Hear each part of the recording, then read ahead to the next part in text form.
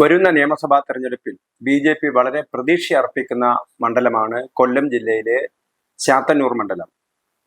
കേരളത്തിലെ ബി.ജെ.പിയുടെ സാധ്യതകളെ കുറിച്ച് പറയുന്ന സമയത്ത് ആദ്യം തന്നെ നേമം, മഞ്ചേശ്വരം, വട്ടിയൂർക്കാവ്, കഴക്കൂട്ടം എന്നൊക്കെ പറയുന്നുണ്ടെങ്കിലും ഏറ്റവും അധികം ബി.ജെ.പിക്ക് സാധ്യത കൽപ്പിക്കപ്പെടുന്ന ഒരു മണ്ഡലമാണ് ചാത്തന്നൂർ എന്ന് പറയുന്നത്. പ്രത്യേകിച്ച് സമീപകാലത്തെ സംഭവവികാസങ്ങൾ, UDF-ലെ സ്ഥാനാർത്ഥി നിർണയവും അതേപോലെ തന്നെ LDF-ലെ സ്ഥാനാർത്ഥി നിർണയവും ഒക്കെ തന്നെ ബി.ജെ.പിക്ക് അനുകൂലമായി വന്നിരിക്കുകയാണെന്ന് വേണമെങ്കിൽ പറയാം. കഴിഞ്ഞ കുറച്ച് നാളായിട്ട് കൊല്ലം ജില്ലയിലെ ചാത്തന്നൂർ മണ്ഡലം ബി.ജെ.പി. വളരെ വലിയ പ്രകടനമാണ്, നല്ല പ്രകടനമാണ് കാഴ്ചവെച്ചുകൊണ്ടിരിക്കുന്നത്.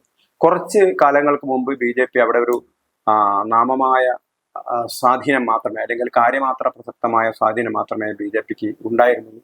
ഒരു വലിയൊരു സ്വാധീനം, ഒരു 5-6% മാത്രമേ ബി.ജെ.പി. ഉണ്ടായിരുന്നുള്ളൂ. പക്ഷെ ഇന്ന് ബി.ജെ.പി. വലിയൊരു ശക്തിയായിട്ട് ചാത്തന്നൂരിൽ വളർന്നിരിക്കുകയാണ്. അതുകൊണ്ട് തന്നെ കേരളത്തിൽ ബി.ജെ.പി. 10-15 സീറ്റ് നേടും എന്ന് പ്രതീക്ഷിക്കുന്ന സമയത്ത് ആദ്യ നിരയിൽ തന്നെ നമുക്ക് ചാത്തന്നൂരിലെ കാണാം. ചാത്തന്നൂരിൽ കഴിഞ്ഞ 3 തവണയായിട്ട് ജയലാലാണ് CPI സ്ഥാനാർത്ഥി. ഇടതുപക്ഷ മുന്നണിയിൽ CPIക്ക് നൽകിയിരിക്കുന്ന മണ്ഡലമാണ് ചാത്തന്നൂർ. ഇത്തവണ ജയലാലിനെ മാറ്റും. CPI അവരുടെ തന്നെ സ്ഥാനാർത്ഥി രാജേന്ദ്രനെ നിർത്തുമെന്നാണ് പറയുന്നത്. എന്ത് തന്നെയായാലും സിറ്റിംഗ് MLA അവിടെ മാറി നിൽക്കുകയാണ്. അതേപോലെ തന്നെ പ്രതിപക്ഷത്താണെങ്കിലും UDF-ന്റെ ഭാഗത്താണെങ്കിലും ഇതേപോലെ തന്നെയാണ്. അവരും ഒരു പുതിയ സ്ഥാനാർത്ഥിയെ കണ്ടുപിടിക്കുകയാണ്. അത് കോൺഗ്രസ് തന്നെ. കഴിഞ്ഞ 2 തവണയും കോൺഗ്രസ് ആണ് അവിടെ മത്സരിച്ചിരുന്നത്. പക്ഷെ ആ കോൺഗ്രസ് സ്ഥാനാർത്ഥിത്വം ദേവരാജന്, ഫോർവേഡ് ബ്ലോക്കിന് വിട്ടുകൊടുക്കുകയാണ് എന്നാണ് ഏറ്റവും പുതിയ സൂചന. അങ്ങനെയാണെങ്കിൽ സ്വാഭാവികമായും കഴിഞ്ഞ 2 തെരഞ്ഞെടുപ്പിലും, 2016 നിയമസഭാ തെരഞ്ഞെടുപ്പിലും 2021 നിയമസഭാ തെരഞ്ഞെടുപ്പിലും 2ാം സ്ഥാനത്ത് വന്ന ബി.ജെ.പിക്ക് അതൊരു വിജയത്തിലേക്കുള്ളൊരു കുതിപ്പായിരിക്കും. കാരണം ഈ 2 മുന്നണികളുടെയും സ്ഥാനാർത്ഥികളുടെ മാറ്റം അത് ബി.ജെ.പിക്ക് ഗുണകരമായിട്ട് വരും എന്ന് തന്നെയാണ് കരുതുന്നത്. ബി.ജെ.പിയുടെ സ്ഥാനാർത്ഥി SNDP യോഗം യൂണിയൻ പ്രസിഡന്റ് ആയിരുന്ന BB ഗോപകുമാർ ബി.ജെ.പിയുടെ ജില്ലാ പ്രസിഡന്റാണ്. അദ്ദേഹമാണ് കഴിഞ്ഞ 2 തെരഞ്ഞെടുപ്പുകളിലും ചാത്തന്നൂരിൽ മത്സരിച്ചത്. 2 തെരഞ്ഞെടുപ്പുകളിലും അദ്ദേഹം തന്റെ പ്രകടനം മെച്ചപ്പെടുത്തുകയായിരുന്നു. 2ാം സ്ഥാനത്ത് വന്നു എന്നുള്ളതാണ്. കാരണം കേരളത്തിലെ ഏതാണ്ട് സാധാരണ ചുരുക്കം ചില മണ്ഡലങ്ങൾ ഒഴികെ ബാക്കി എല്ലാ മണ്ഡലങ്ങളിലും UDF-ഓ LDF-ഓ ആണ് 1ഉം 2ഉം സ്ഥാനത്ത് വരുന്നത്. ബി.ജെ.പി. അങ്ങനെ ഒന്നാം സ്ഥാനത്തും അല്ലെങ്കിൽ 2ാം സ്ഥാനത്തൊക്കെ വരുന്ന അപൂർവ മണ്ഡലങ്ങൾ ഒന്നാണ് ചാത്തന്നൂർ. അതുകൊണ്ട് തന്നെ ബി.ജെ.പിക്ക് ഒരു ജയസാധ്യതയുണ്ട് എന്ന് തന്നെയാണ് നമുക്ക് കാണാൻ കഴിയുന്നത്. കഴിഞ്ഞ തെരഞ്ഞെടുപ്പ് 2021 തെരഞ്ഞെടുപ്പിൽ 42,900 വോട്ടാണ് ഗോപകുമാർ നേടിയത്. ആ സമയത്ത് ജയിച്ച GS ജയലാലിന് 52,296 വോട്ട് മാത്രമേ ഉണ്ടായിരുന്നുള്ളൂ. അതാണ്ട് 17,000 വോട്ടിന്റെ ലീഡ് മാത്രമാണ് ഉണ്ടായിരുന്നത്. പക്ഷെ അതൊരു സാമാന്യം വലിയ ലീഡ് ആണെങ്കിൽ പോലും അതിനെ ബി.ജെ.പിക്ക് മറികടക്കാൻ കഴിയും. കാരണം ബി.ജെ.പിയുടെ വോട്ടിംഗ് ശതമാനം എന്ന് പറയുന്നത് ഏതാണ്ട് 1/3, 30% വോട്ടുണ്ട്.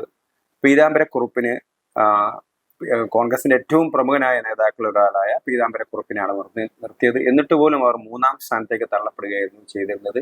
25% താഴെ വോട്ട് മാത്രമാണ് കോൺഗ്രസിന് കിട്ടിയിരുന്നത്. അതിന് തൊട്ടു മുമ്പ് നടന്ന 2016 തെരഞ്ഞെടുപ്പിൽ ജയലാൽ തന്നെയായിരുന്നു ജയിച്ചത്.